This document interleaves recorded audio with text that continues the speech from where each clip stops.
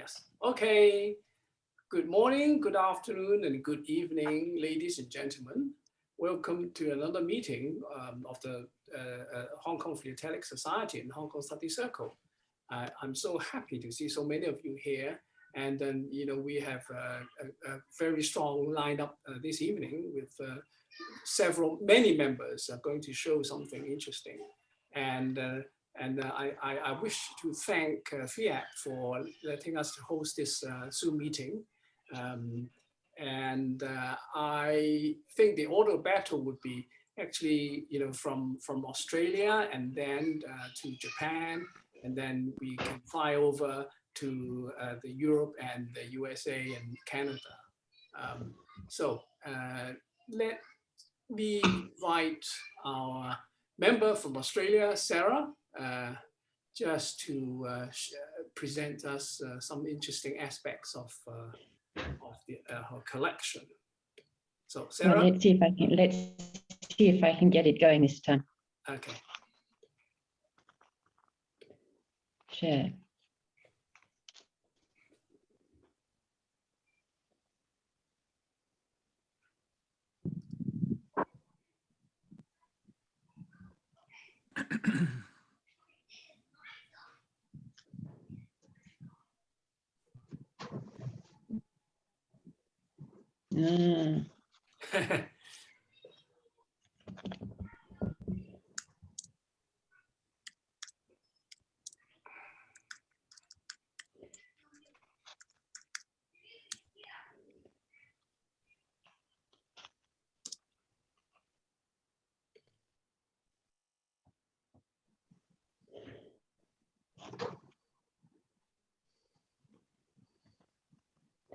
I practiced this.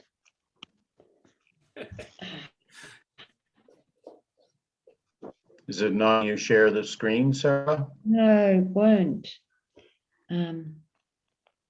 Anyway, all right. What I wanted to show you was the King George V China overprints, and the 50 cents has the overprint always higher above the. Aha! I think I might be there. Has the overprint always higher than any of the other overprints. Susan, particularly, I wondered if you had any idea why this would be. You're muted. I've no idea at all. To be honest, I hadn't noticed there was a difference. Well, have a look, because the 50 cent overprint is always printed higher. Now the specimen overprint is printed in red because of the black and the color of it. But the 50 cent. Your screen, Sarah. Sorry?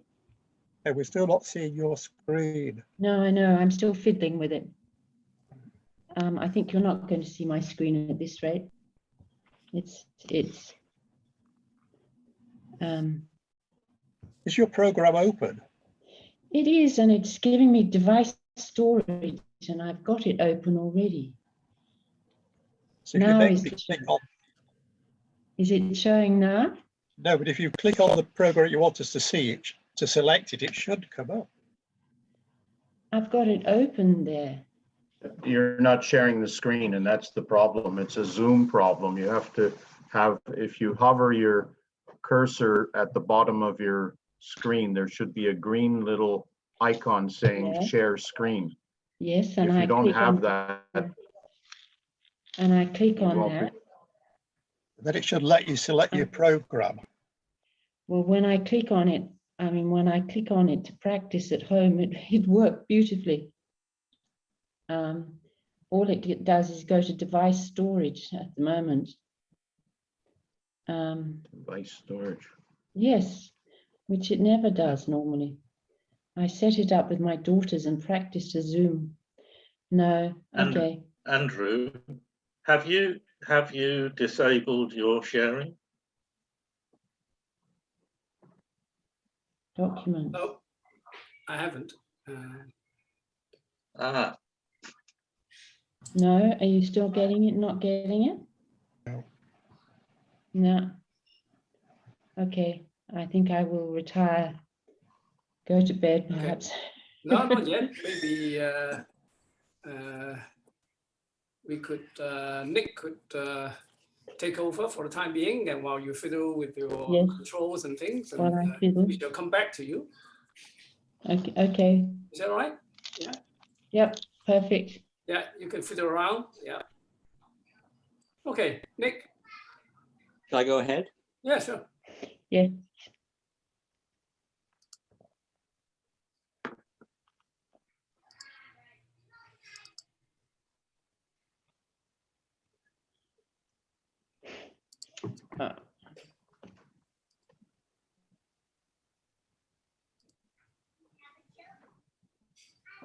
Can you see that? Yes, Yeah. beautiful. Yes.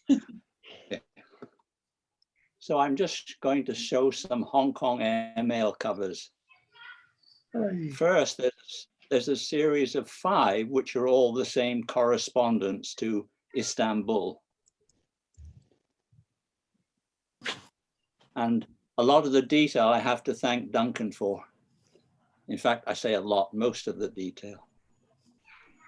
So this cover, it's franked, well, it's postmarked 26, but left Hong Kong on the 27th on a ship called the SS Kremer, connecting with KLM at Singapore. And on the back as an Athens transit and then an Istanbul arrival. And it was endorsed to go by KLM, and it did go KLM. The whole envelope stock were obviously for the Air Orient or Air Orient service. Second one, this one is with Imperial Airways. Cancelled on the 28th, left Hong Kong the 29th on the SS. Again, I've no idea how to pronounce these ship names. I'm going to say Mantua, which could connect with KLM or Imperial at Singapore. But as Duncan told me, the Athens transit is too late for the KLM flight, so it was carried by Imperial. And again, on the back, there's an Athens transit and an Istanbul arrival, not the roller one this time. The third cover, again, Imperial. This was dated the 13th of November, actually left on the 16th on SS Rawalpindi, and this connected with IA. And it's back stamped Alexandria, which KLM didn't call that, so that means it was obviously Imperial Airways, but it was bagged wrongly, so it should have gone in the Athens bag. It was thrown into the Alexandria bag by mistake. They both begin with A, so maybe they're sitting together there somewhere in the post office. And there's the back, there's the Alexandria transit and the Istanbul arrival. This cover, I've only got the front because it was in my Airmail exhibit, which I sold, and I didn't photocopy the back, so I've got the front. This is a photocopy of a scan of a photocopy. This again was 28. Sorry? Is that $2 rate double weight? Yes, yeah. Sorry, I didn't write the rate. Yes, it was 1 ounce, half an ounce was $1. So this one was double. Nice. I like that. That's a nice stamp. Yeah. Isn't it? This went on a ship called, well, Japanese ship, Hakone Maru, which connected with KLM. Oh, sorry, there was a choice. It would depend. Either it went on that ship and connected with KLM, or it connected with a ship obviously February was a leap year. So the next day on a ship called the Tilawa, which connected with Imperial Airways. And as I say, on the back, I don't have the back, but there was only an Istanbul arrival. There wasn't a transit stamp, which would have told us probably, or helped us work out which airline it took. This is the last one, again, a double rate, 1 ounce, up to 1 ounce. And this one actually went with Air Orient, because on the back, there's a Saigon transit and then the Istanbul arrival. I did have a 6th one. Unfortunately, I sold it a long, long time ago. I'm now kicking myself because it would have been made a nice, there would have been 6 covers. I've still got 4. One went with the exhibit and one went on eBay many, many years ago. And this, I've just made a list of them and showing you the time taken. I don't know whether it's because it was misbagged for Alexandria, but the middle one took 23 days. Nick, the middle one, yeah, if I remember correctly, has the airmail etiquette and stuff all crossed out. Shall we go back? Yeah. It was sent by sea from Alexandria to Turkey. Yeah. Well, that's another bit of the story. Okay, yeah. That's why it took so long. Yeah. Okay, so if it had correctly gone to Athens, it would have flown, but because it went to Alexandria, it went by sea. Not From Athens to Istanbul was train, not air. Just say the wrong place. Yeah. You can call it an inadvertent Juscat cover. Well, that's nice. I can add to the story. It's got quite a lot of writings below that. I'll have to reduce the size of the cover. Were all the covers to the same person? Yes. Any idea who this gentleman is, company, or whatever? That's your job, Michelle. I don't know. I'll look into that. I didn't look. Yeah. I didn't think to go that far. Yeah, interesting. They're all to the same person at a post office box in Istanbul. Yeah. 357. Nick, Richard here again. For your shipping and the option on your 4th cover, then I think I may be able to help you with that. If you could email the cover to me, I'll check out whether it went on KLM, because I redid all the KLM stuff. But this one. Yeah. Richard, I use your information to send that to Nick anyway. Yeah, I know. Yes, I get that. But I've also got, I think you've got it as well, Duncan. I have, yeah. The KLM schedule through the Middle East. Yeah, but without, you can't really tell because from Athens, it's train back to Istanbul. Yeah. But the fact it was endorsed Imperial Airways, they're quite clear which one they planned it to go on.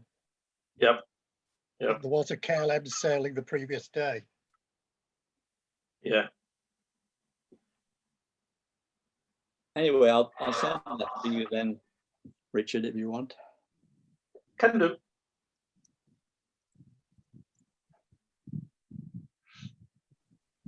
Shall I move on?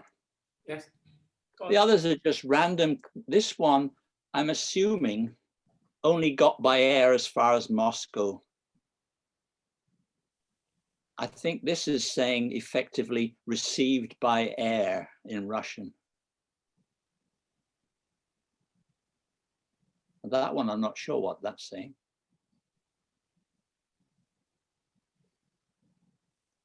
Back stamps, it's just got a Berlin on the 22nd of October, the day after it was postmarked in Northam, Devon. Again, there I've got to look up and see who Flight Lieutenant Muschamp was. Do I, Michelle? HMS Hermes, was that actually a ship or a land base? Aircraft carrier. Hmm? It's an aircraft carrier. Oh, it was. Yes. Okay.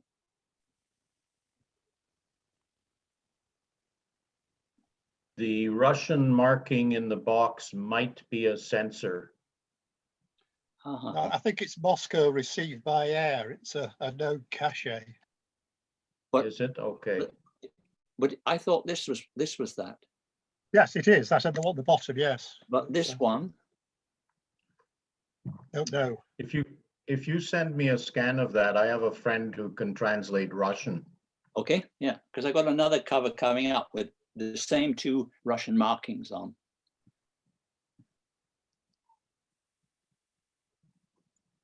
This one is, again, it's got those two markings. This is from Algeria to Hong Kong.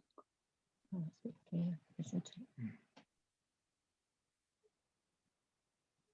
That's beautiful. It's pity they put that one upside down, but never mind. The purist. Moscow at the bottom is received by air.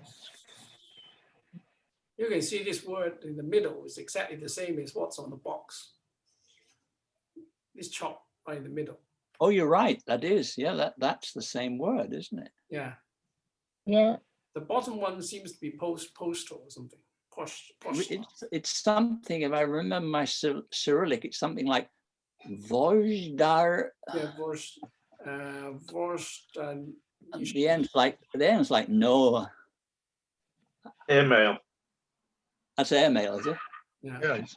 Probably Yeah. just means airmail, and the three-line one is saying received by air in Moscow. Where does it say Moscow?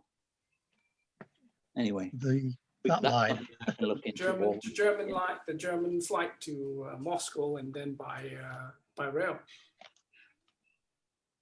Yeah, back stamps, you just got Marseille and Paris.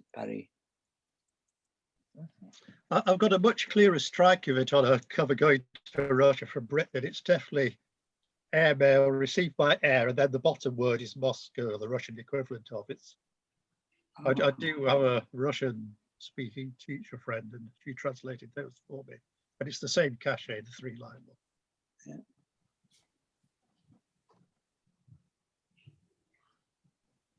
I'll move on. just means airmail. This one went with Air France.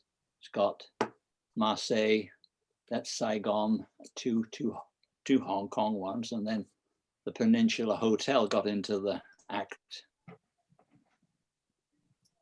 I suppose that's the right rate, 1 and 4. This marking, we'll have to ask Andrew about that one. Postman Looks D. like fire. This is Postman fire. D. The Chinese character is fire, which is a postman chop. Tuesday. Tuesday, yeah. No. I think it's fire. The word is fire, is it? And I'm sure it is a postman chop, delivery chop to the Peninsula Hotel. It's not commonly seen actually. This one. Yeah. You might find it in Proud. Not sure. You can check it out. I think a long time ago I attempted to find these things. I've been kicking around for 30 odd years. Yeah. Well, for anything postman chop, you should contact John Wilson. Yeah.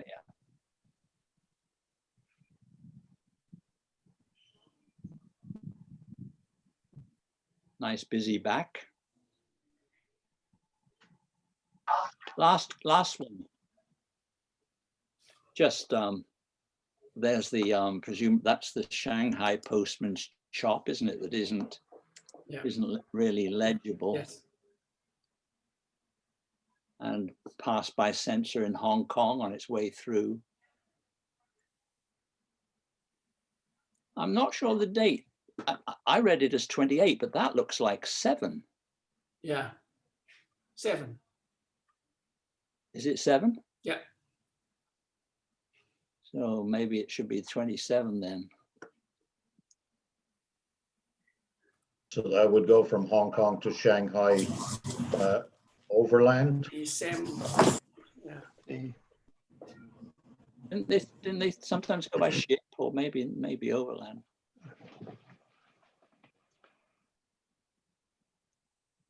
And that's it. Thank you very much. Okay. Thank you.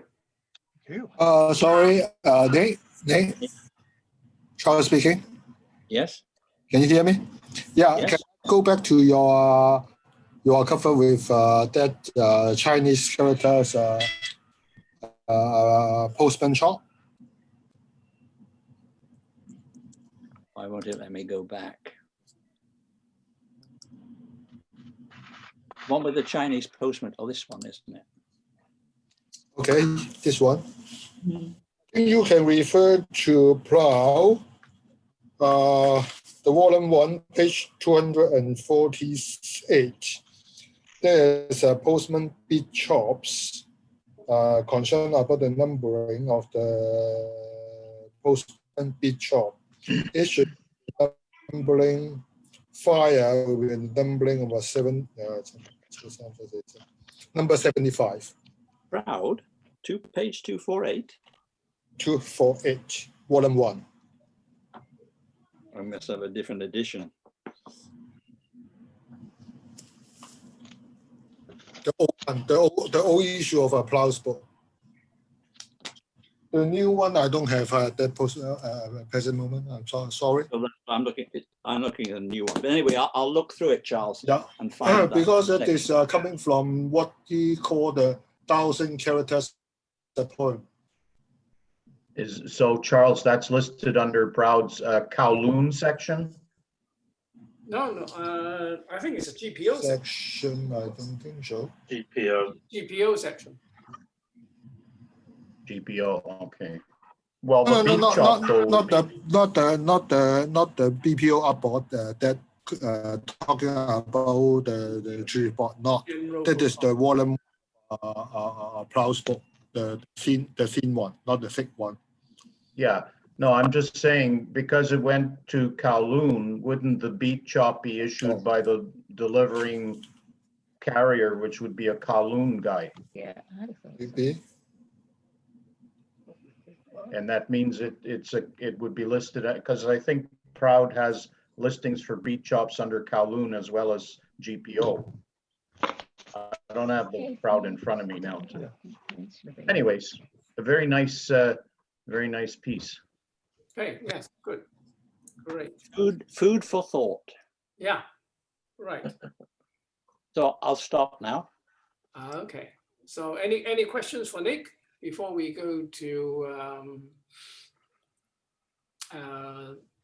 who would like to go next? Maybe Richard, you want to go next?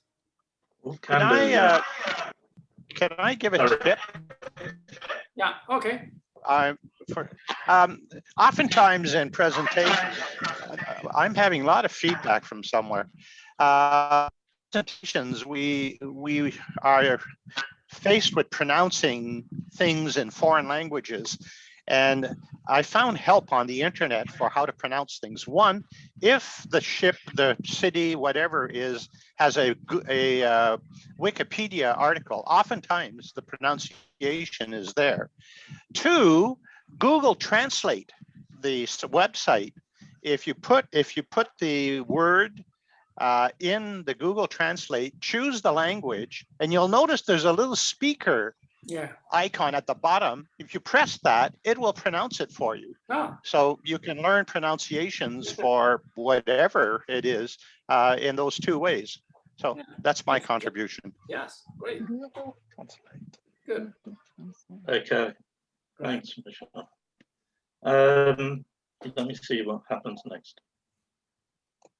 I have two offerings, one on a small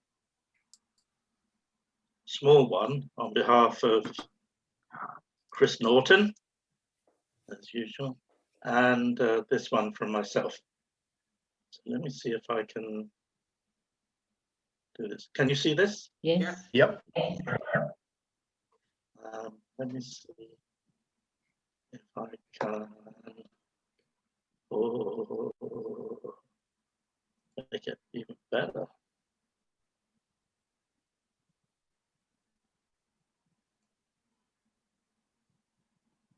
You know, Richard, you can do that by a single click. Yeah, I'm just showing my ignorance of all these things as usual.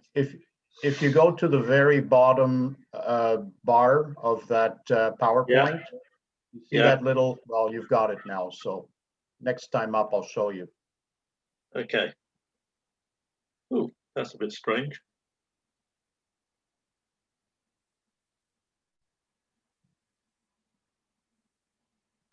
Okay. Am I filling up your screen or what? Because I've got strange things here. You've also got the slide, the notes. You. Okay, sorry. Yeah. Here we go. There you go. Okay. I'll have to go fairly quickly through this now that I've messed up. The subject that I chose, and I've done it very hurriedly, so I apologize if it doesn't look so great, is the Trans-Pacific Airmail service after the Second World War, which was conducted by Philippine Airlines, PAL, not Pan American Airlines. So the background to this is that after the World War II, then airmail to the USA was sent from Hong Kong to the Philippines, Leyte, which was the main base in the Philippines, and onward by sea. It was carried from Hong Kong to the Philippines by RAF as part of the transport service to Australia, to Sydney.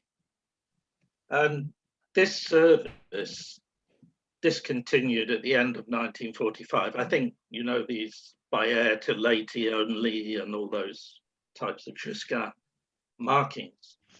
And it stopped because the RAF changed their route to Australia, not going through Leyte anymore, and it went via Singapore.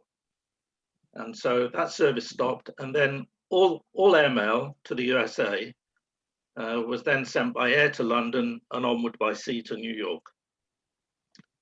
But in the middle of 26th of July, 1946, then an all-air option was available via London to the USA and Canada. And the rate for that was $2.80 for letters and half of that for postcards. And it wasn't until April 1947 that a Trans-Pacific throughout mail was advertised by Hong Kong Post Office. And this was an experimental flight by Pan Am.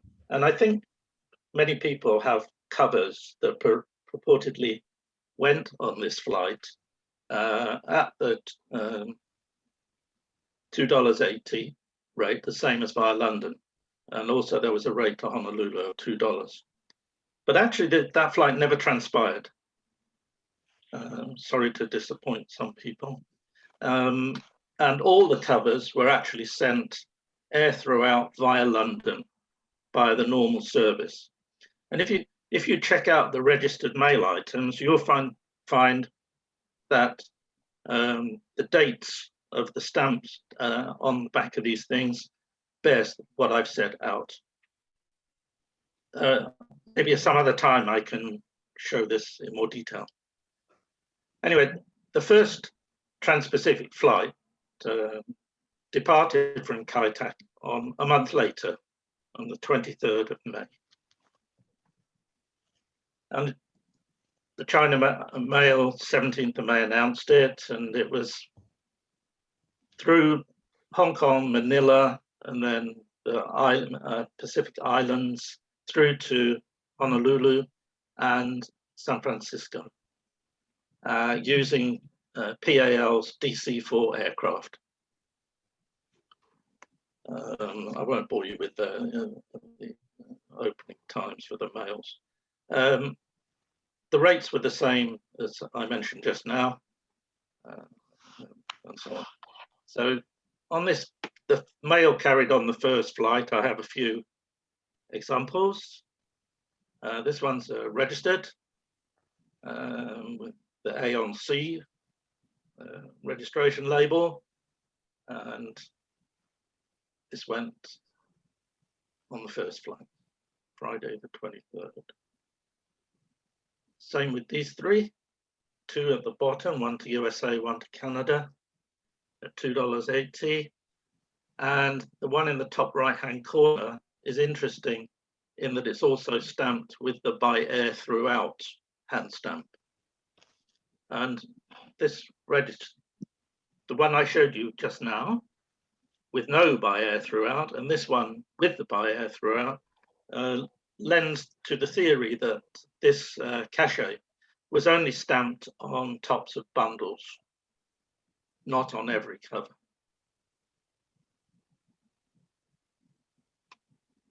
Here are some philatelic registered cards demonstrating the rates. Thanks to John Tang, helped me out with two of these. The other one's mine.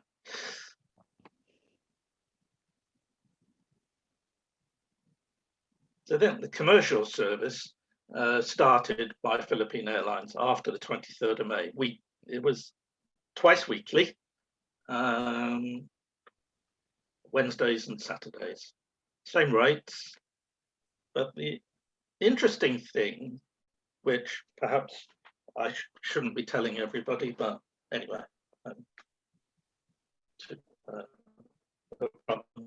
the interesting thing is that there were, for this $2.80 rate via PAL, there were actually only 5 mails, and they were dispatched on 28th of May, 31st of May, 4th of June, 7th of June, and the 11th of June. From the 14th of June, a new rate applied of $2 for letters, for half ounce, and $1 for cards. So the second PAL flights at the $2.80, then there are 2 covers here. The third one, another 2. Fourth one, I don't have one. So if anybody wants to donate one to my collection, then it's very welcome.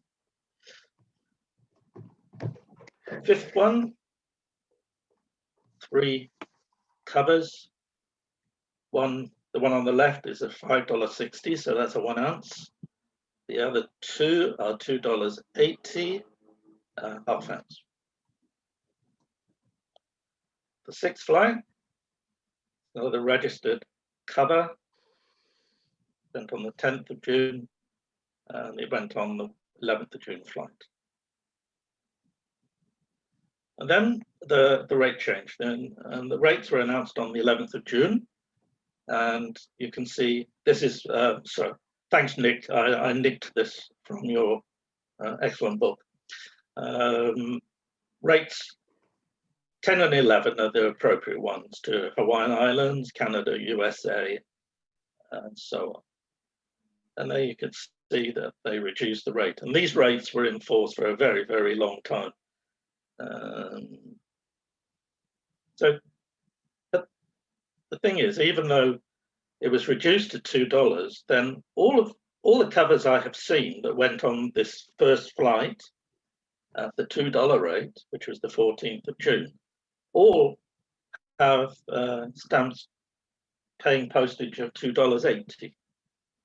So I'm not quite sure what happened there. Perhaps the message hadn't got through, or it hadn't been advertised in newspapers or the post office, only through the Gazette. But these are $2.80. And for the second flight at the $2 rate to the 8th one, then seems like everybody got it right. And this particular cover was posted at Chanchi Po branch office on the 14th, but it was too late to get on the first flight, so at the $2 it went on the second. Some more, that's the next flight. And then the final one that I'm going to show is the 10th one, the top 10. And just a couple of notes there that Philippine Airlines continued as the only trans-Pacific carrier from Hong Kong to the USA, despite the availability of Pan Am. Presumably they were more expensive.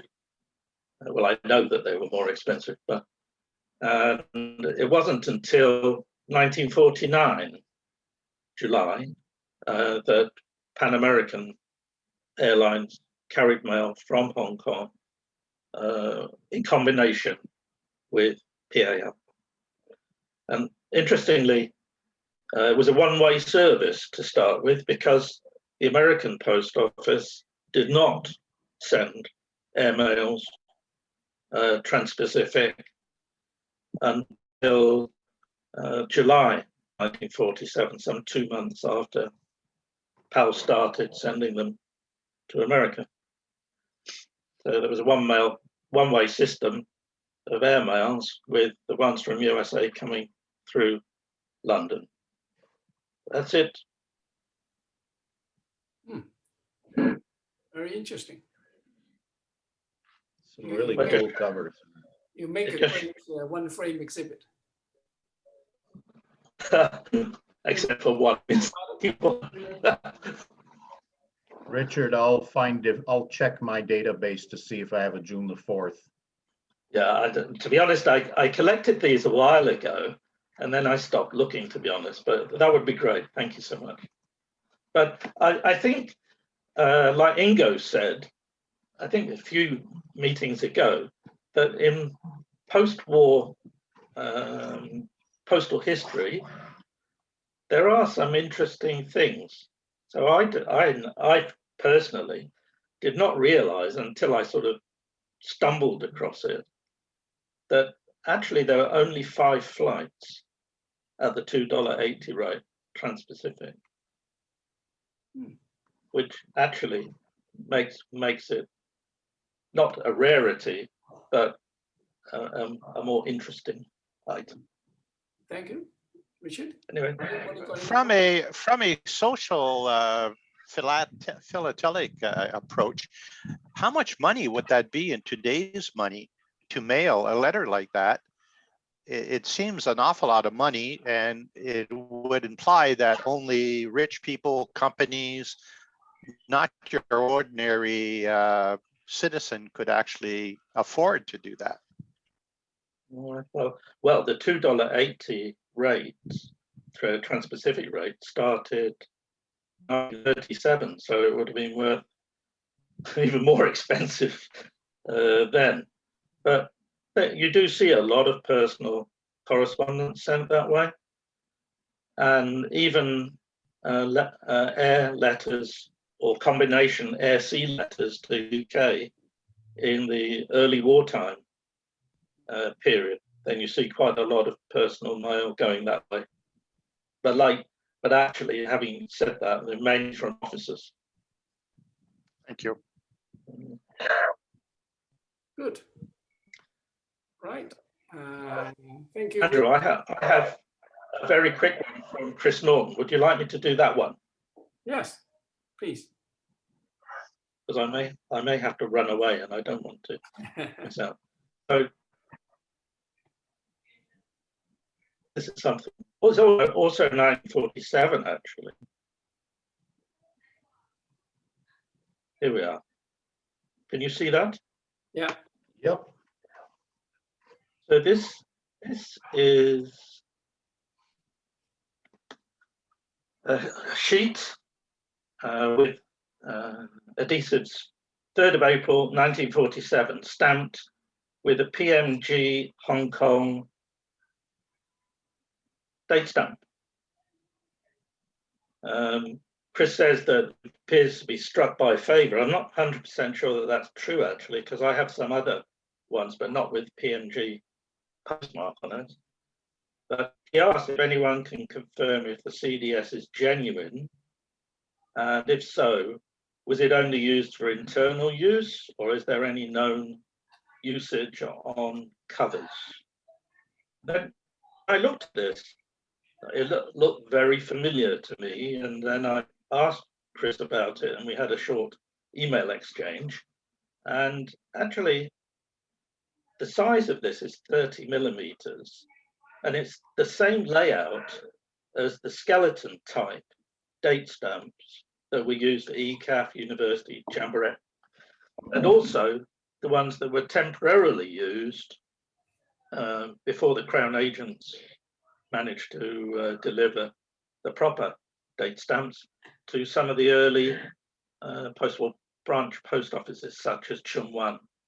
Yeah. Chun Wan would be the first one, and that was in 1953. And also it was used in the mobile post offices in the early 60s. So I wonder whether this particular marking, either one, when the post office needed some quick turnaround on date stamps, then they had a favorite supplier in Hong Kong, or two, they reused some of these internal or whatever stamps for these exhibitions and emergency temporary use in branch post offices. So I add that in at the bottom there. So if anyone can help, Chris, please fire away. Okay, I can say something. It so happens that one of the local societies, the China Philatelic Association, a newsletter about 2 months ago had a actual picture of the actual skeleton postmark, which it consists of many holes which you can insert different fonts to the CDS. So one of the one of the chop actually is the PMG chop, and it is absolutely genuine. However, I think in your usage is probably of a philatelic nature. Maybe somebody asked the PMG to produce a souvenir of the stamps and use in use condition. Therefore, the PMG used his own chop to cancel the stamps. I think PMG chop, you often find them in on sort of official letters or rather than actual cancel of mailing something. Is more of like a signature. PMG's owned cachet. You're absolutely right. And how many of those skeleton chops we actually don't exist that we don't know, but for all the university post office, the Jamboree post office, the Mui War, and all, they're all the same chop. I think they with different letters inserted. I could actually circulate the pictures of that articles to all of you, but the article itself is in Chinese, but it is pretty informative. So I'm pretty sure it's genuine. Oh, you can tell, Chris. Is that chop listed in either Web or Proud? Not sure. Not don't think so. Don't think so. It doesn't look familiar at all, but wow, that's interesting. Although it's just like his personal cachet, for dating sort of receipts or letters or whatever. But yeah, maybe they sold these chops in sincere department store or something. No, it's actually it's made of steel. It's quite neat. It's with many holes. I think it's 21 holes around the hole of the chop, and then you can put different bits into each hole. So I'll show you. I'll photocopy the article and send it to you by email. Or maybe you can ask somebody to translate the Chinese. I think they would be supplied through the Crown agent because it's a type that was used in the UK and in multiple African colonies, colonial territories. Army chops as well. The army, the army have the similar chops as well. Yes, I absolutely agree with Nick. Yeah. It's provided by the Crown agents. Yeah. Anyway, okay, good. Thanks, Richard. Okay, maybe I'd like to ask Duncan. Maybe it's your turn.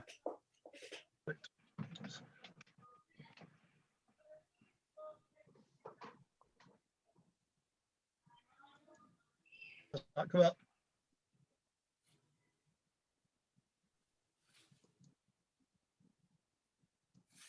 What you've done.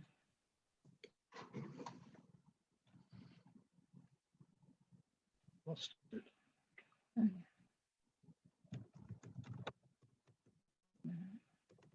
don't know what you're trying to do. You've done slideshow. No, it's not. And no. Is that showing to everybody? Yes. Yep. Yeah, yes.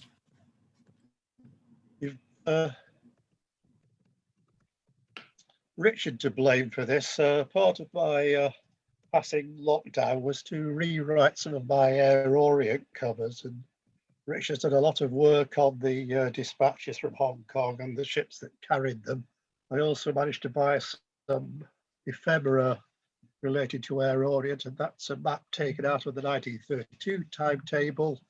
And even at that early date, they were hoping to extend their service to Hong Kong, though it's not until August 1938 that they finally managed to do so. But in 1932, mail could be sent by sea to Saigon and then flown from there to various points on the route. I don't have a cover by the experimental dispatch, but the first regular one took place on the 2nd of August using the General Metzinger and the Messagerie Maritime. What's surprising is how little mail was carried on some of these services. Richard found the figures in the Hong Kong press, and only 387 letters were sent by the first regular dispatch, and only 10 of those were actually addressed to Athens. And I think I've got Nick Halewood to thank for that cover there. One thing to remember when you're working out the rates on these is that the surface rate was for a 1 ounce weight step, but the air fee was for a ½ ounce weight step. So it throws up some fairly odd figures at times. Nice cover going to Gibraltar by the 16th of August dispatch. Only flown as far as Marseille. There were no air links from France to Gibraltar. It would have been sent on by surface. The surface fee did vary between UPU countries where it was 20 cents per ounce and Empire countries where it was 12 cents. And again, a rather small dispatch. 261 ordinary letters in total, probably not more than one to Gibraltar. I've also been trying to acquire postcards of the Messagerie Maritime ships, and here I've managed to match the ships to covers. The top cover there, the sender couldn't be bothered, obviously, messing around trying to find 4 stamps to make up the correct rate, which is $1.47, so I just slap $1.50 on it. It's a convenience franking. The other cover, the sender was rather more parsimonious and put the correct 147 rate on it. In early October, the postmaster announced that red ink would be used to cancel the airmails to make it easier to identify them quickly. And that's a commercial cover going to Paris that was part of the first dispatch by the with the red ink cancelled. This time I'm on the D'Artagnan. Because it's going to a UPU destination rather than an Empire destination, the surface fee was 20 cents, so a total of 155 franking. The 15th of October dispatch was by the SS Aldis, again only £9. I think mail was either, depending on what time the flight arrived in Marseille, it was either flown from Marseille to Paris over the French domestic service or sent by overnight train. And there is a timetable extract there from the October 1932 timetable showing the expected days of arrival and departure. Couple on the 25th of October flight, this time by the Andre Le Bon. Well, 25th of October sailing. UK cover 147, cover to Germany 155. It's not clear whether the Germany cover was sent on by surface. There's no bike stamp, but it could have been flown from Paris. There were airmail services from Paris to Berlin. I've left out the philatelic material from the LA flight, but I do have one commercial cover. This is a trial flight by Air Orient. It departed on the 5th of October, sorry, 5th of November, but sadly the aircraft developed engine problems and it didn't reach Saigon until after the flight to Marseille had left. So mail didn't reach London until the 24th of November. That is a rare picture of Les LA, which I finally found. There was some discussion as to how the name was spelled, but it is Z-E acute, L-E acute E. That's clearly shown on the nose of the aircraft there. This is a double weight item, paying 2 times $1.35 air fee, plus the 20 cents surface fee. 853 letters by this service, largely because of the philatelic mail that was carried with it. A couple of November dispatches. I have to thank Susan for the Kowloon cover there. I think she knows it's not in her collection at present. But sadly, somebody has got the scissors out to remove part of the dress, which irritates me. But, and then there's the special Christmas concessionary rates offered for postal stationery cards. They reduced the air fee to 41 cents plus an 8-cent surface fee, and you had to pay 1 cent for the actual card anyway. So it costs you 50 cents rather than 55, which was normal. The letter rates, though, weren't reduced. I do have the mail notice there. Being Christmas mail, it's the biggest dispatch of 1932. 45 pounds of mail were carried by Air Orient. The last slide, there are some letters by the Christmas dispatch. The one to Switzerland shows this double weight 135 times 2 plus 20 cents, so franc $2.90. The black X was applied in Marseille. It should actually have been across the airmail etiquette to indicate that airmail transmission had ceased. That is a no Marseille marking. But that's how I've been spending some of my lockdown time. Still a few more to rewrite. I wish I could say I've been adding lots more, but the only new cover I've acquired is the one to Messrs. Alex Ross and Co. So some Air Orient covers.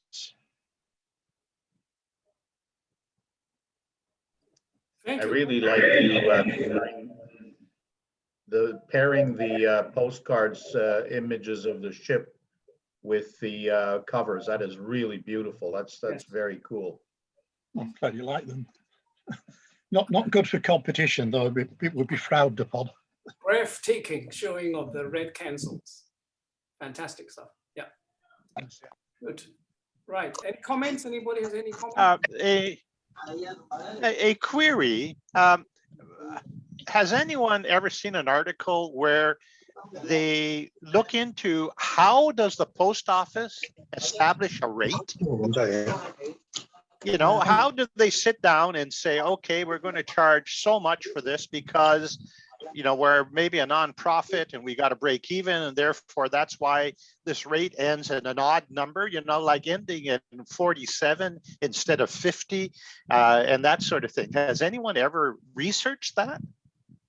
It's by negotiation with the carriers. So they have to negotiate the air fee with Air Orient, which was set at $1.35. And then there was a negotiated Empire rate anyway with the various other Empire postal administrations of 12 cents or its equivalent. But it's the two combined. Is it based on something?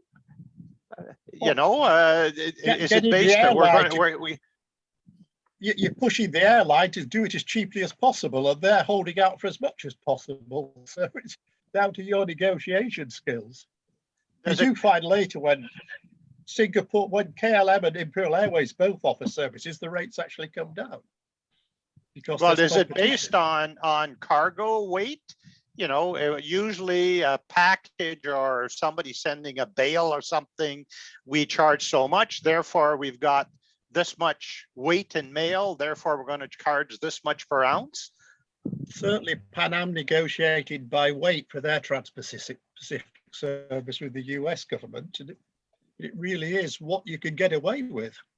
You're coming from opposing sides. Plus, I would say the postal rates would have to have a markup over what they're paying to the carriers because they have all the other parts of the service that are involved for the costs of the post office with the labor and so on and so forth. So it's not just exactly what they negotiated with the airlines. There's got to be a markup to come to some sort of, you know, break-even point. Great. Okay. Thank you. Yes. Without further ado, Ingo, you've got some money items that you want to show us, right? Yes. So this is not a scholarly thing. This is a show and tell of a.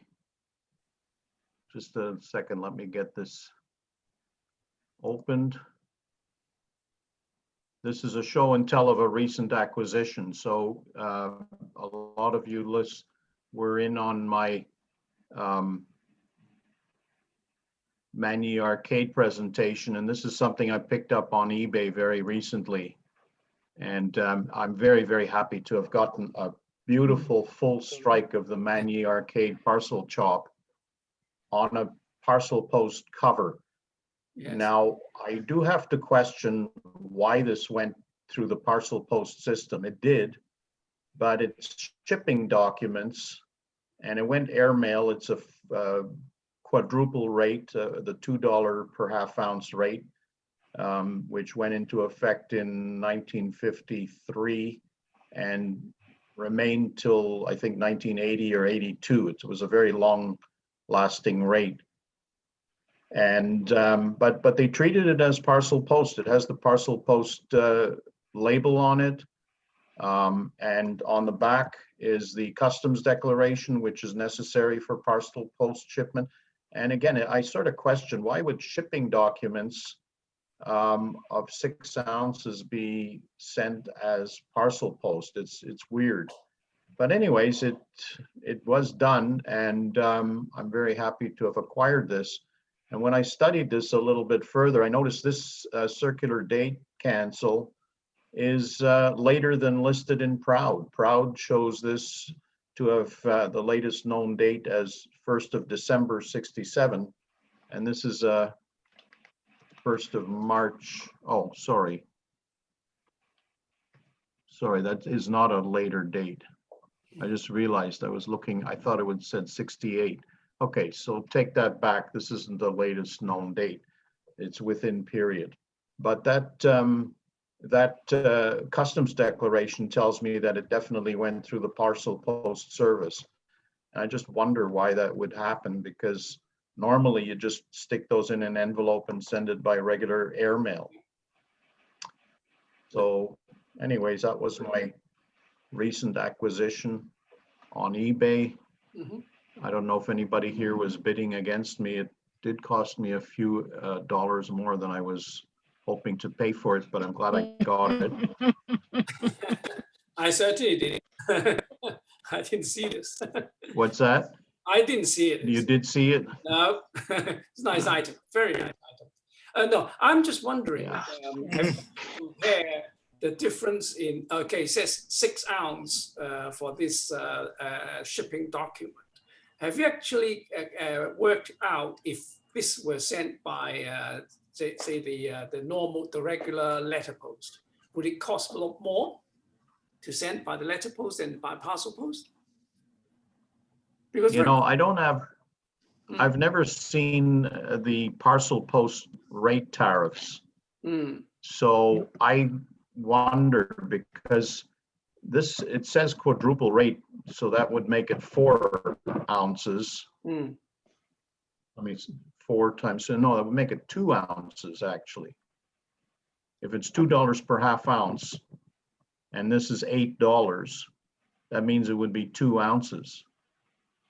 So since the thing says 6 ounces, 6 ounces, yeah. that rate doesn't make sense. That's right. So I just wonder, Just like because it's so parcel. heavy, I wonder it would be cheaper to send it by parcel post than by the regular mail, airmail. Yeah. See, sometimes, you know, when we go to the post office, you are given the option of actually sending something by the regular airmail post or the parcel post. If you have a large enough item, you know, heavy enough item. So they actually give you an option. But of course, because the parcel post really is a registered item. I mean, you have to sign for it. So it's added security. So you have to compare the regular airmail plus registration fee to see whether actually it's more. Maybe you know, this guy was given the option of actually sending either way, and it is cheaper to send by parcel. I don't know. Yeah, that could be it. Yeah. That could be it. Andrew, Is there a way to find out? Sorry, go ahead. Yeah, I'm sorry. Besides this airmail and for the is it in QE time, any rate for commercial paper post or newspaper post? Would it be cheaper? And also the parcel post may be cheaper further because the weight will be more heavy for the parcel. I have no idea because I don't study in those rates in the QE time. Therefore, I'm making knowledge of this area because in the old time, besides the letter rate, there will be newspaper rate, print the papers and print the circular post rate, and also the parcel rate. Because therefore, I don't know whether there's another class of mail that besides the letter rate and parcel post. I think by the time of 1967, there was no more printed paper rates or commercial samples or any of those cheaper rates. I think I don't have it in front of me now to know, but because it has the Airmail label on it, it's a letter. I don't, and yeah, it's a letter. Yeah. So I don't think that would have applied by then. No, that's right. But yeah, there's a lot of mystery to this. I need to do more study. I just got this about a couple of weeks ago. Just basically as a choice of sending it as a very heavy letter or as a parcel. I think right. There must be a difference in rates, you see. Anyhow, that's is the parcel post also by air also? Yeah. Yes, there is definitely air parcel post and surface parcel post. Okay. What I'm looking for is a reference where you have the rates specifically for parcel post. I've never seen that. No, me neither. Have you got a post office menu? You know the red book around that period.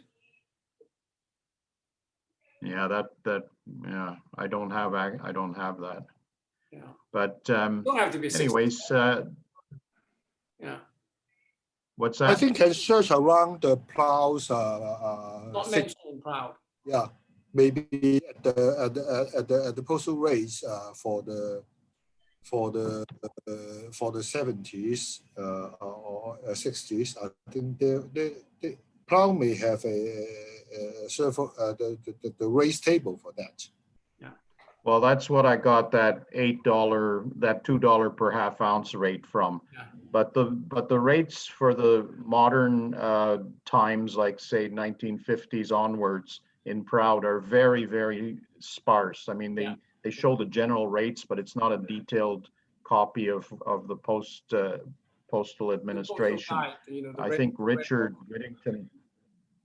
Richard's got a collection of postal guide. Yeah, that I would like to see. But like I say, I've never seen mention of parcel post rates, and that's a whole other world of rates. And I know that because I also have a collection of parcel post receipts. and they show how much the postage was, and it's all very odd numbers. Yeah. Yeah. So it would be interesting to get a hold of parcel post rate tables. Parcel post rates is very complex. Each year, the actual post office produced kind of like a document, and the rates to every country are slightly different. So it's not easy to decipher if you got parcel. Exactly. It's very complex. Yeah. For Canadian modern rates, there's a publication of all the Elizabethan rates from 1952 to 2000 and something. And the parcel post section, it's 250 pages of matrices because it's based on distance and weight and a few other factors, and it's extremely complex. So that's why you don't generally see these in in philatelic publications, and they're kind of obscure to find from the post office records too. Plus, okay, so I will surviving. So anyhow, we'll check this out. Right. We'll check it out. I don't know whether I've got a copy of the post office guide at that time, but anyway. Right. Okay. You got. Right. Yes. I will just end it with a repeat of my want list. I've got the second to last bullet point now covered, although I would be open to more. But I want to make an offer. I have some very attractive items to trade, or to or some money to spend. If you have many arcade items, think of Ingo, because I'm looking for them. Thank you. Thank you. Yes. Thank you very much. Good. Anybody else got any comments? Just an add-on to what Ingo said, Andrew. Yeah. And that is that anyone who wants to start studying the parcel post rates, it's like a slow course in suicide. It's extremely complicated and to be avoided at all costs, in my opinion. Richard Charles speaking. I think I concur to your will, because even if last time when I showed the of Canton, then Sam said showed another parcel things from Hankout. It gives me a big headache when I'm looking into the queue. It's about the parcel post. So holy cow, it is crazy. According to your table, there's a lot of different rates in a very short period of time, and change again.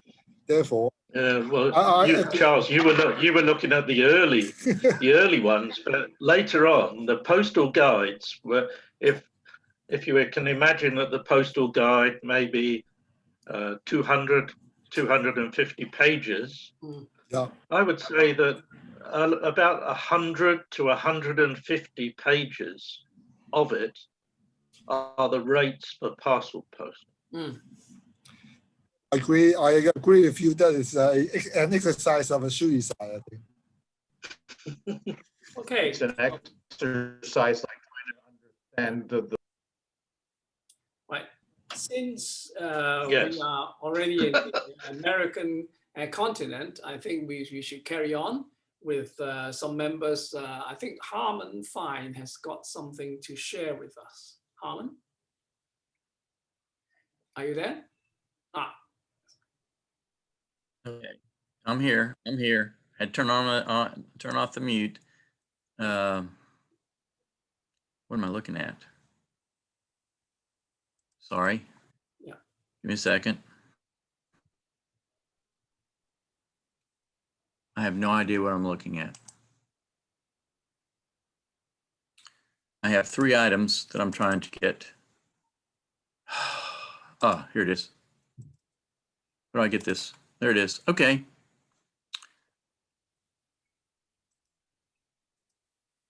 All right, I've got 3 items, and I'm turning the tables on you folks. I'm not going to show and tell what I know. I'm going to show and let you tell me what you know. There's just 3 items here. I've had them, some of them for quite a long period of time. Tell me if you can't see this. I'm presuming that everybody can. The first one is a cover to Manila with looks like to be a cork obliterator canceling the Hong Kong stamps. No idea. It looks like it was sent to a Perry. I'm not sure which Perry, the captain of the port. I don't know if this is a Manila item, a Manila court canceler, or what it is. But I thought I'd show that and see if anybody had any ideas.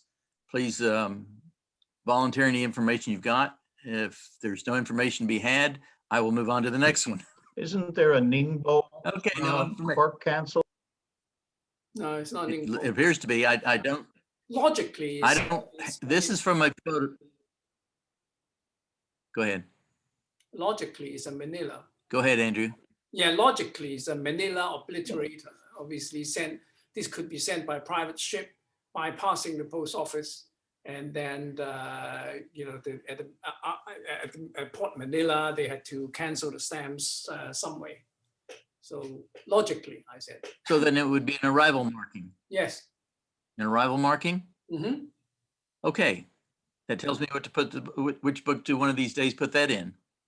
All right. Thank you for that, Andrew. The second item. Oh, well, okay. It's better than what I already knew before. Yeah. I recalled a few years ago there was a treaty port registration label that was on paper that was glued to the envelope, and I found this on. I think I found this on eBay.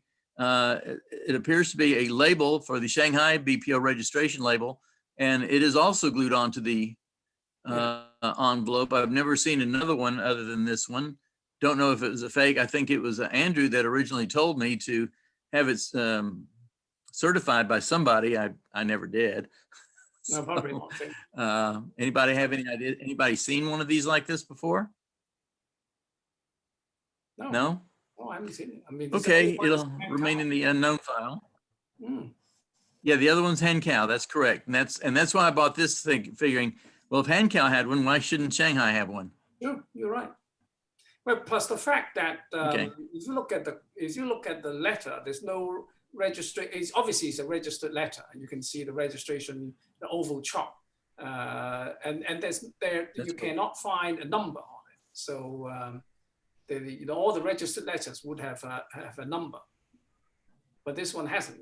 I mean, right. So just if you assume that this label is fake, which is possible. I mean, you could photocopy, anybody photocopy on a sheet of paper and stick it on, but I doubt it. I think it's probably genuine, but it's a weird. Andrew, it's shipped to a stamp company in Hong Kong. Yeah. And also the label is tied by the number 1549, the last digit 9, crossing the label to. I would, if I were to fake it, I would have tied it with a pencil. Okay. But I think the fact is, even if without the label, I mean, it won't be registered. It's because there's no number written on the front of the envelope. So the only number you've got is on the label, you see. So, which means is the date, I cannot see the date because it's unclear. Can you enlarge it? No. I think 08. June 12, 08. Okay. Andrew, I think Chris also said that August. Tinsin also have a registration label. Yeah. I have not seen the item. No. August. 20. Okay. Yeah. Yeah. So, ready to move on? Yeah. Okay. Yeah. That's okay. Nice. And the third item. Oh, I have 4 items. The third item is, I don't remember what the back, the obverse of this cover looked like, but I've got the stamps on the back, tying the stamps with a circular, with a C inside. And it appears to be the date of what? that Leon, 1-3, yeah, 1-3. yeah, 1913. I don't know what these cancels are, what these markings are. Anybody have any idea? Looks like letters. C for Y'all are really. It's a letter C. What company is it? Say it again? What company is it from? I don't know. You can see the seal. Oh, you mean that? Yeah, that's Oh, the I can't see it. I can't discern it. I copied this off of a scan that I had from stuff that I once owned, and I've always been curious about it, though. I don't know. I can't see the marking. So this letter is actually from Hong Kong to France, right? So why would you have? Would appear so, yes. Yeah. Yes. Well, the C is Okay. This is obviously a C to me. It's Yes. to be a firm chop. Yeah. That's what I'm thinking. Really? Yeah, it's like a firm chop. Okay. So if I can determine what this is right here on the wax seal, or if that starts with a C, then or the seal on the back of the envelope. yeah. You can see that there's a. Or this right here. Yeah. Yeah. Harmon, can you just magnify it up from your screen? I don't know how to do that. Bottom left, bottom right, I think. Bottom right. There's a slider. I mean this? Yeah. Keep going. Now let's have a look at the thing above the seal. Something company. Right here. Yeah. Something company limited. H looks like H or something. And there's three initials right there. That's limited, LTD. Oh, sure enough. Okay. C, 1913. French? You think it's French? Just to cancel something. Yeah, it looks like RHONE at the bottom. I'm wrong. Yeah, it's going to RHONE. Rome. Yeah. Yeah, that's the province. Yeah. Provence. Yeah, yeah. Lyon. Rome. Yeah. that There could be a seal French mark used to looks like it's the logo. uncancel stamps. Yeah, that seal looks like it's the logo of a company, and that might be. You might be able to find that on Google if you do the image. I'm trying to identify Text by image. Okay. Okay, that's worthwhile doing. Okay, thank you for that. And the last item I have is I picked these up. These were in a John Bull auction back in 1971. Don't know what they were. The S there might be from Manila. Z-I-E-T. Something E-N. Zeiton. E-T-N, yeah, Zeiton. Is that Don't know what that would be. Or ship? Don't know. Don't know. Switzerland, I think. I can look up Zeiton as a ship. I can Google that. Okay. And then the number one numbered 1171. I have no idea. That looks what? Japanese. Chinese. Yeah, it's Japanese. Yeah. Anybody read Japanese? Yeah. Okay. Looks like cork cancel. So that might be firm marking maybe. That's the same as that, isn't it? Number 10. Which you couldn't identify. Okay. Well, that's all I had. Thank you very much for the information y'all have provided. Yes. I don't know how to get out of this. That Shanghai label, I have not seen one before, I think. I don't know Neither have I. House or Sam, whether they've actually seen another example. Are they still here?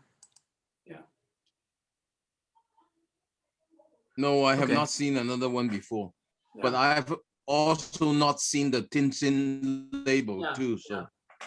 I only have the Hankow ones. Mhm. Right. Okay. Well, thank you for that information. Right. Thank you, Harman. Anything else? Uh, All right, thank you. we need to check our stock if we got any. No, I've never seen it. I doubt it. I doubt it. Yeah. How do I get Very out of this? cool, Harman. Thanks. Stop share. Stop. No way. Stop You're share. bar top. I don't know how to stop share. Yeah. Oh, I see it. There you It's are. red. Okay, thank you. Right. Okay. Thank you very much. So it's give us food for thought. Right. Well, and just so you know, I have a lot more stuff like this that I don't want to take up a lot of time, but yes. if Right. Okay. it's So willing to give me 5 minutes anytime we have one of these meetings, I'll flash a couple of them up and let you take a look at them. yes. Good. Yeah. Right. Anybody else? Sam or Charles got anything to show? Andrew, Andrew, just one question. Actually, it's a question. I haven't scanned it, but remember the typhoon chop? I have a couple of examples, and all the ink seemed to have faded on it. I mean, Yes. yeah, Yes, Sammy. yeah. I've Susan, just been looking at mine today, and you can't read the date anymore. You can, yeah. It just totally faded.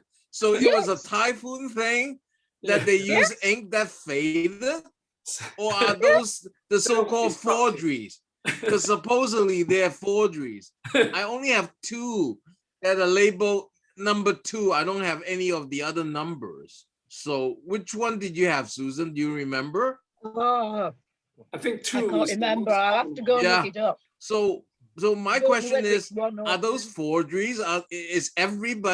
Does everybody's typhoon chop have faded over time, Yes. which then proves that that's the only typhoon chop, Yes. so. The one that are fading, that the genuine. Sell it. Sell it quick, Sam, before it disappears. Yeah, I know. I've actually kept the page where it was on somebody else written on it.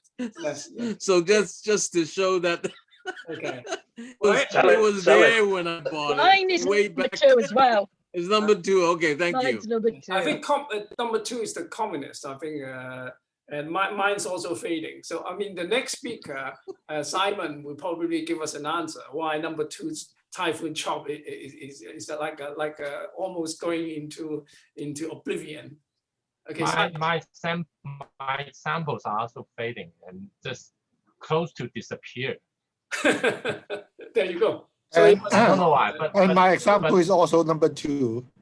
Yeah, number 3 is okay, number 4 is okay, but number 2 is surprisingly, I don't know why. Okay, but Okay. today Simon, I'm not go. going to talk about typhoon chop. Yeah, so okay, let's see how I can share my screen. Okay, here, yeah. Okay. Yes, I'm going to talk about Kowloon Register today. And yeah, and this presentation is from used from materials from myself, Ian Wong and John Tang. So thanks to them for the support. Okay, the first period from the opening of the Kowloon branch office in 1898 to 1900, I have not recorded any example for registered mail from Kowloon. And then, sorry, the first 2 years, 1898 to 1899. And then in 1900, I have one cover recorded, and this is the one. It is interesting that there is no registration label or hand stamp on it. Okay, and that the KB, the type A, large KB, CDS was applied away from the stem, and the adhesive or the indicia was cancelled at GPO. But there's number on them. And then the second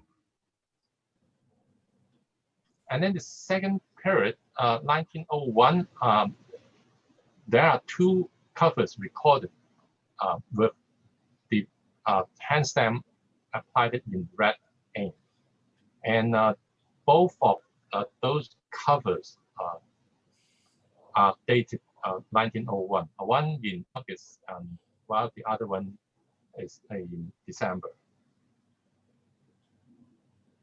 In 1902, I have no registered mail recorded, so I'm not sure whether the hand stamp was applied using red or black ink. But in 1903, the registered hand stamp color was in black. So I have an example here, but it is worth noting that the CDS is having day before month, and this is in contradiction to Richard's survey of KB CDS in his article in journal number 23. So maybe Richard, you can further research on this. And as the period as the day is quite early, so you can see that the hand stamp is still quite clear and visible. It was quite visible. But for all the registered Kowloon covers using this hand stamp, you can notice that the left-hand frame line is always missing. This one is always missing. And then, okay, the previous one is in February. And then in October, I have one cover with the registration hand stamp in black, but there is no KB CDS applied. There's no KB CDS applied at all. And the stamps or the adhesives were cancelled at GPO.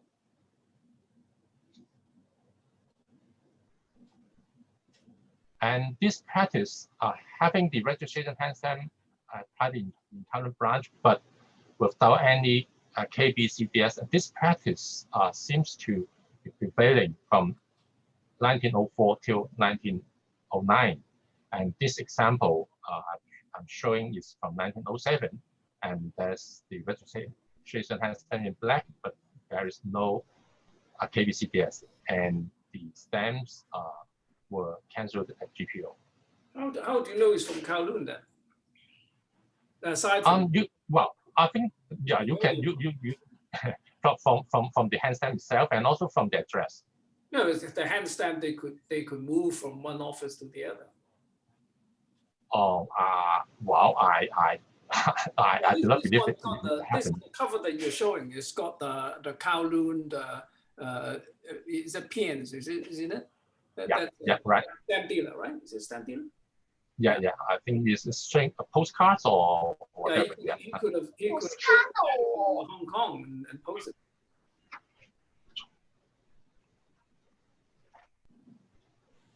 Okay, and then in 1909, by March 23rd, there was still no KBC that's applied to register mail. And yeah, this one you can see from the address is still the PNs from 13 Robinson Road to Robinson Road. At that time, it is today's Leighton Road. And this date is in line with Richard's survey, and Richard's latest date of having KBCDS stamped away from adhesive is July 15. And my register cover is March 23rd. Okay, in the same year, 1909, November, the practice has changed again with the KBCDS applied directly on adhesives. And Richard's earliest record is November 8th, And while this registered cover is November 16. Okay, and yeah, that practice still applied to mails for following years. And then this line, I'm showing the gradual degradation of the hand stamp itself. You can see the 1903 example is quite good. And then 08 is having the worst starting to fade away. 14, and then this is 1922. Okay,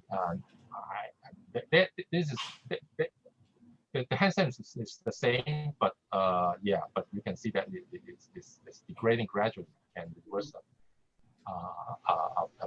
becoming invisible. Okay, the last days in 1903 June. This is an example. You can see that the hand stamp was badly worn, and the words became basically unidentifiable. So my record of the black ink period is from 1903 to 1923. Okay, just a short summary before we move on. So the first period, 1898 or to 1899, no record, so I'm not sure how registered mails from Kowloon was handled. And then 1900, I have one example with the large KB applied away from adhesive. And then 01, the hand stamp was in red. 03, February, the hand stamp changed, the registration hand stamp changed to black, and still having the KB CDS but away from adhesive. But in October of 1903, the KB CDS has disappeared. It was not applied at all. And then from 09 onwards, the KB CDS was applied directly on the adhesive. Okay, in 1923, Kowloon branch used a new registration hand stamp, the proud R3 type. And my earliest record date is 1923, October 1st, while Proud's earliest date is around more than 2 months later. And the number on the hand stamp is 208. So I suppose the first one or the first day of this usage was probably a few months prior to October, probably in July or August. And okay, that R3 type was used between 1923 and up to 29 or 30. In my example, this is a quite late usage, 1929, December 17th. But Proud's latest recorded date, in fact, is 1930, June 25. But Kowloon branch has started to use labels in 1930s, and the earliest date of using labels, in fact, is 1930, April 21. So if those days are correct, that means the registration hand stamp and the labels were used in parallel for a few months before the hand stamp was retired. And that if they were used in parallel, then that means there were two counters in Kowloon branch handling registered mails. Okay, as I just mentioned, the registration labels were started to use in Kowloon in early 1930, and this is the first type. And there is an article in Journal 24 about the labels, and you can refer to it. So a few final remarks, and this presentation is just a quick and preliminary study, and I have only collected or used examples from myself, BM Wong and John Tang only. So obviously, those those covers or those examples are not extensive enough. And there are several missing things. Firstly, the register mails before 1900, and then the registration hand stamp color in 1902, whether it's red or black. And then the change of practice in 1903 for not applying KPC at all. I would like to know more exact date. And also the change of practice again in 1909 of applying KPC based on adhesive or adhesive. And also early examples, early 1930, when both hand stamp and labels were in use, I mean the overlapping period. Okay, and that's the end of my presentation. And yeah, thank you for listening. And yeah, any questions? Yeah, Richard. So, very nice, Simon. Thank you. That's fantastic. One thing jumps to my mind immediately, and it's actually more difficult than Kowloon ones, and that is the Western branch ones. Yeah. That is a real struggle to understand properly. But also, Western branch closed during this period for a part of it. But yeah, it's very interesting. I'll have to have a look through what I got here and see. Yeah, thank you. Okay, I will stop sharing now. Okay. Good. Thank you very much for an interesting study of the Kowloon registered cachet. Yes, it's fascinating. Anybody got anything to show? Okay, so right, I'll just okay. Andrew? Yes. You want to show something? I will show something for several covers only. Yeah, okay.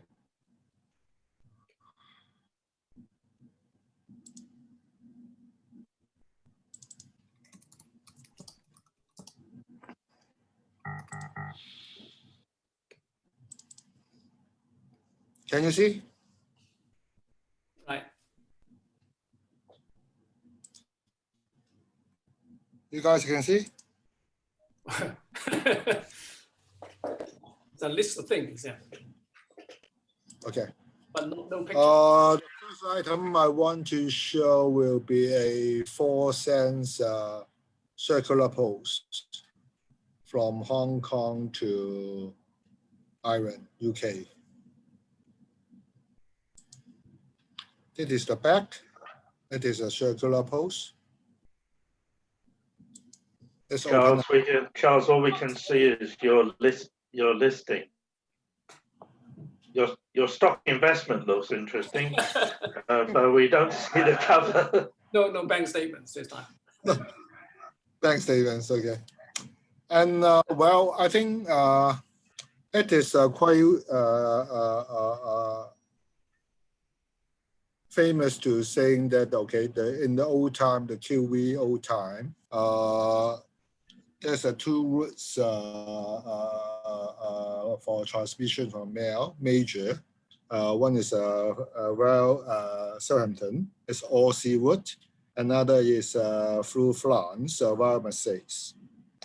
For the circular post, one Southampton will be 1 penny, and via Marseille will be 3 pence, 3D.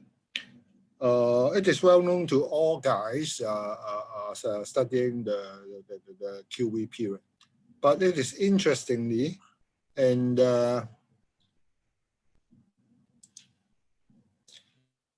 in Gazette 63 March. Charles, we still couldn't see. Charles. Can you see? Yeah. Charles, you're just showing the list. Disable that and select something else.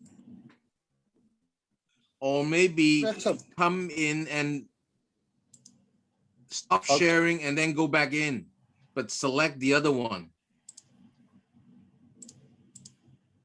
Can you see? Yes, you can now. Yes. Yes. We see a Gazette. Okay. I start from the very beginning. Yes. Okay. It is a circular. It is circular post, flank 4 cents, QV.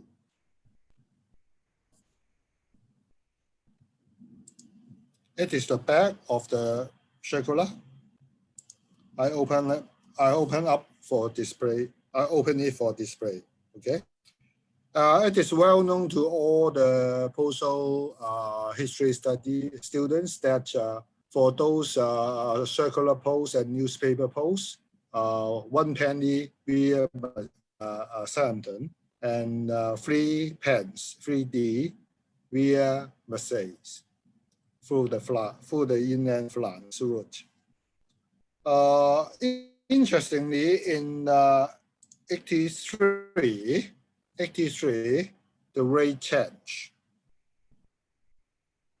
To UK via Southampton, the newspaper rate and printed circular rate changed to 2 pence, and the Marseille route remained 3D.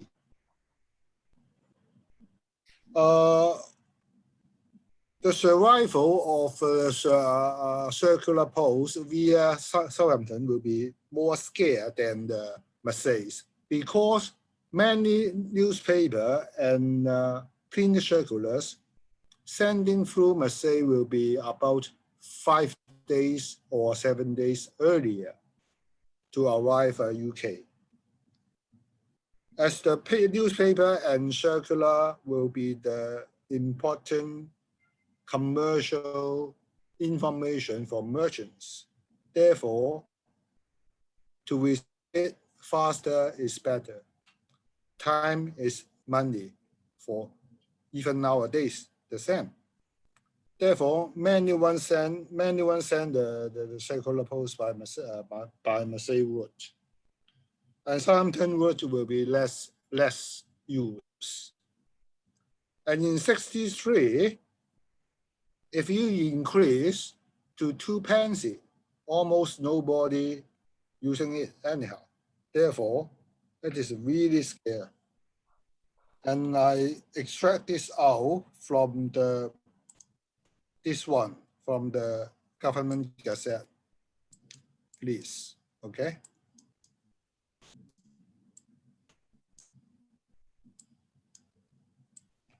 You can see while UK Southampton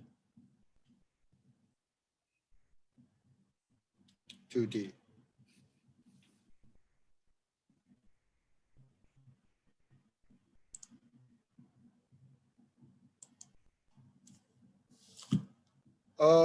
This circular post is quite interestingly because well, I bring it to Royal in 2015 when Royal is doing an exhibition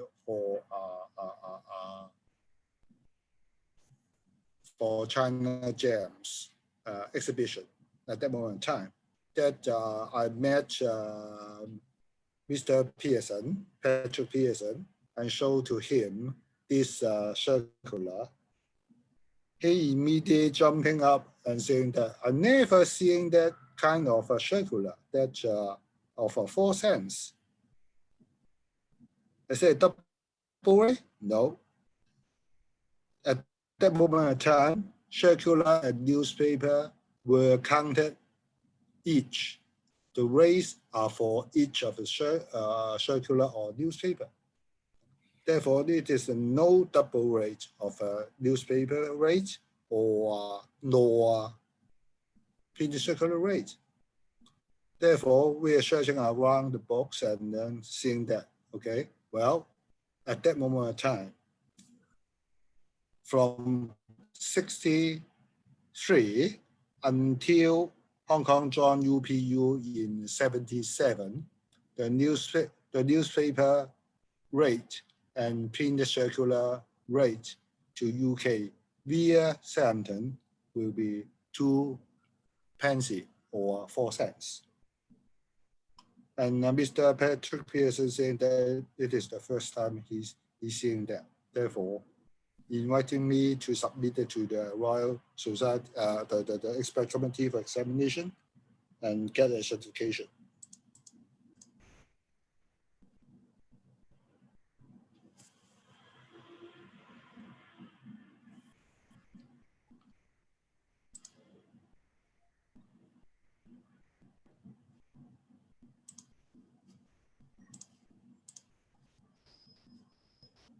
He forgot to mention it's only half of it. I beg your pardon? He forgot to mention in the certificate it's only half a cover. Well, this cover is a really a big one, You need therefore. to be certified. Yeah.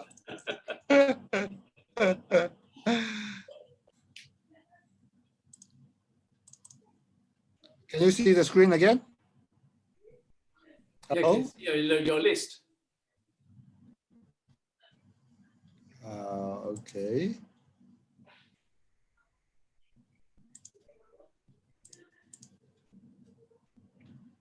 Can I see again?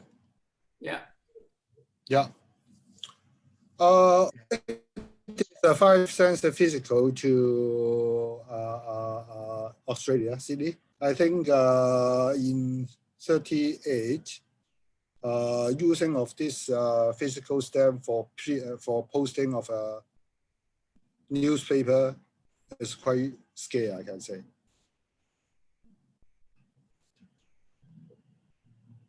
It is dated 15 January 3H.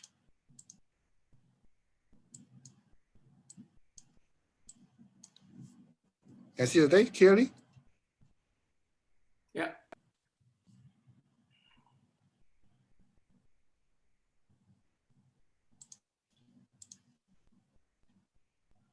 Okay, another item I want to show will be a 12 cents cover to Philippines. It's flanked with the 12 cents watermark CA, the last issue of QV. I'm wondering why it flanked at 12 cents. I have no idea why it is in that way. And 12 cents watermark CA, use the stamp, even it is off-cover stamps are more expensive with a Guinean postal use. Because quite a number of 12 cents watermark CA were found with the Hong Kong Pay or CDS, set to be for paying the court fees at that moment in time. Therefore, the Guinean postal use of a 12 cents watermark CA on loose cover and on off cover loose stamp is quite scarce already. On cover, I think it is not many. And it is one example. And it is the cover back with the arrival. But at that moment of time, Philippines letter rate should be 10 cents because it should be in the UPU rate. I don't know why it's a flag with 12 cents. The rate is incorrect.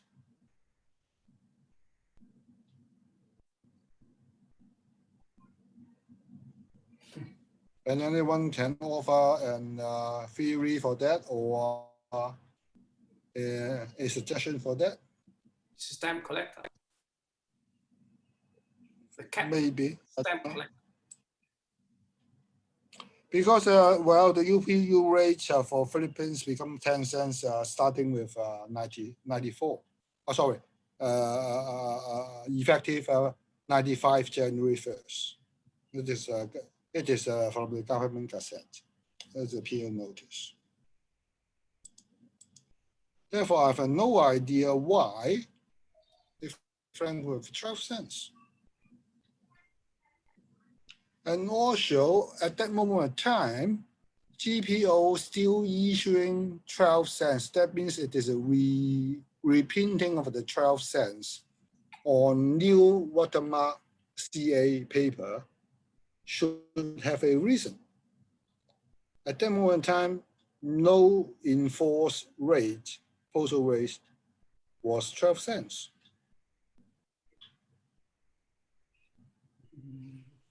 Every stamps printed will be for a specific purpose. I have no idea why. They are printing 12 cents stamps and discover using 12 cents stamps, not correct. Unless Andrew saying that it's philatelic covers. Yeah, seldom used. Okay. Okay, another cover is in 93 covers, 92, Hong Kong, December 8th.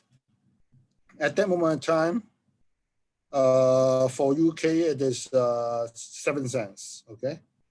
But for the UPU countries, still 10 cents. And this covers a franc with a seven surcharge, 7 cents on 10 cents, 2 cents a Carmine, plus 1 physical. A big numeric physical. Stamp duty.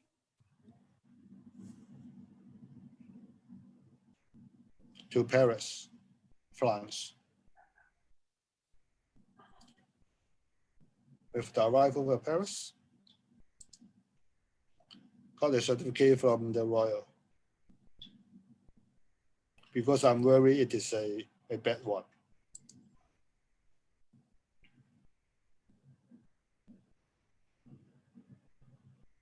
It's not legitimate use, is it? It's just somebody Using a physical to make up the rate. Is there any basis for it? No. Yeah, it should be. It shouldn't be so stingy. You should put a 2 cent on, another 2 cents, overpaid by 1 cent. Anyone will get the 2 cents and 2 cents overpaid by 1 cent. But this guy using a 1 cent physical for that. Huh? Another stamp collector. Okay. Can I explain? Then you can blame the collector. Okay.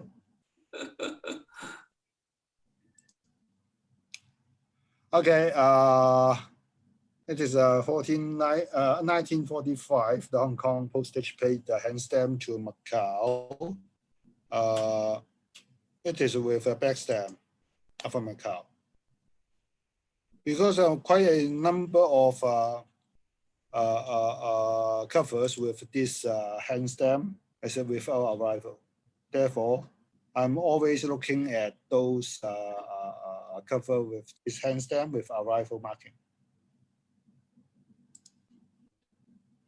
That is lovely with Macau arrival at the back. Another will be also that 1945 Hong Kong postage pay and stamp from Hong Kong to Kowloon, Tsim Sha Tsui, marked as by post. At the back, for sure, no marking, but it is with a contact, a letter, with the date of September 14 in Chinese. The content saying that telling the another party to buy the eggs, 20 pieces of eight, but it is already asking the guy to forget it, forget the previous order. And this is quite a interesting cover with a content. Okay, that's all my show here. Thank you. Okay, lovely. Thank you very much. Fascinating. Right. Anybody got any comments or anything more to show?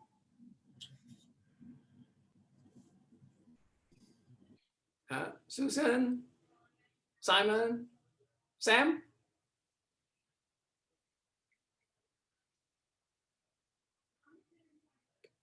Or any comments?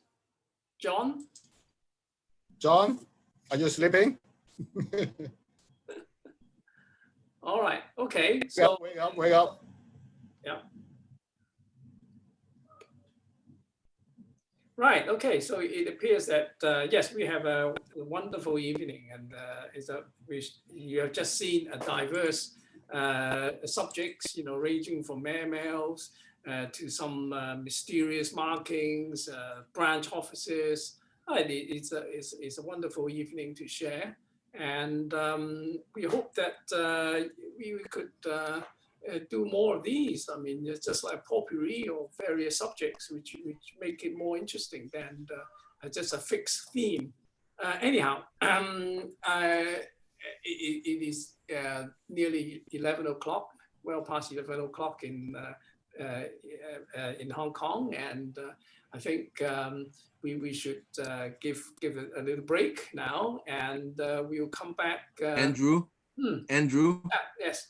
May I have a request? Simon, since you're doing a lot of surveys, if I send you my 2 typhoon chop and maybe get Susan, could you do a summary of the typhoon chops for us? A study?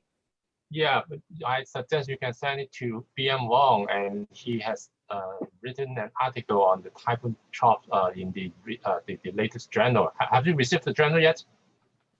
Okay. You better request. I'm in Canada. I haven't got HKPS from April. Oh, that arrived this week. Yeah, April and May okay. hasn't arrived. Yeah, I got the June one, but not April and May.